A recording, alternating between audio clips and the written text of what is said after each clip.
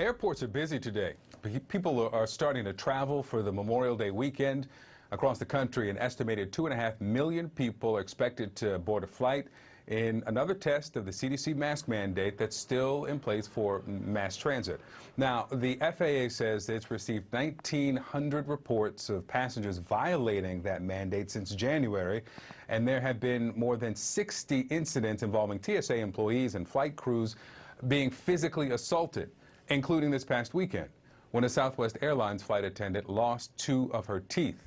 Sara Nelson is the international president of the Association of Flight Attendants. Sara, thank you for being with us. I know that your group, others, are asking for more protections for the flight crew. What are those specifically that you're looking for?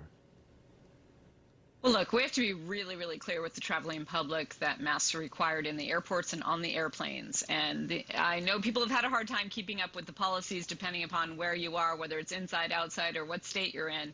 But on mass transit, you must wear a mask. And so we've actually had 25 incidents of 25,000 incidents of unruly passengers, 2,500 reports of unruly passengers where passengers are facing fines and potentially jail time.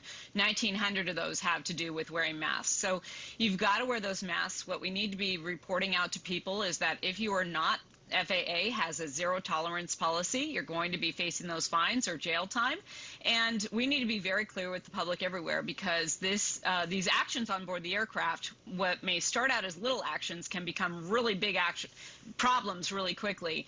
And we're stuck in a middle, too, where we can't call for help or people cannot walk away. So we've all got to treat each other with respect. Yeah, an argument at a grocery store is bad enough. Put that at 38,000 feet in the middle of the sky, then it's even worse. Let me come to you with what we heard from the CEO of Delta today, Ed Bastian, with one of my colleagues about vaccines being required for passengers. Watch.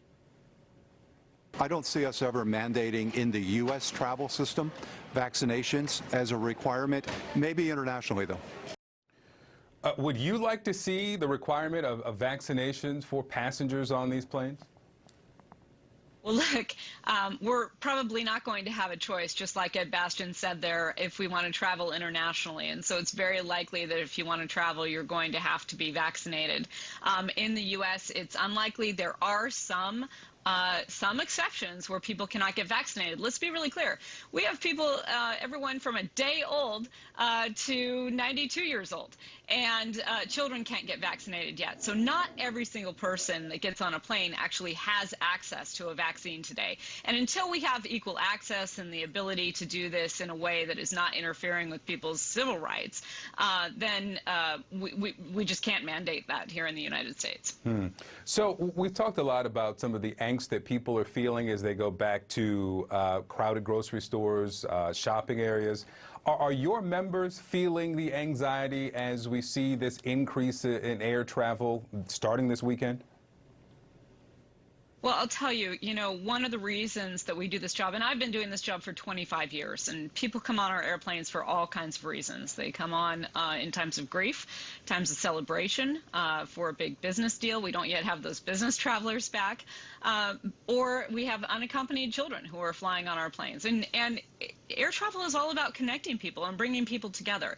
Typically, people come to the door of our aircraft with a spirit that we're all in this together and that we want to have a safe, uneventful flight. And it's usually the exception of someone who is acting out. What has been happening every single day on the job is that conflict has been bubbling up, and that typically happens in life. That shows up on our airplanes, but it's more than it's ever been before, 20 times more in the first 5 months of this year than we typically see in an entire year. So this is really taxing on the flight attendants who are going to work every day, who have to de-escalate and try to manage this. It's really demoralizing. Actually, we have people who are quitting the job that they love because of it. Sara Nelson, it's a busy weekend for you and all your members. Good luck out there. Thanks so much for your time. All right, let's respect each other and come fly with us. Get vaxxed, wear a mask, and listen to your flight attendants. Thanks. All right, thank you.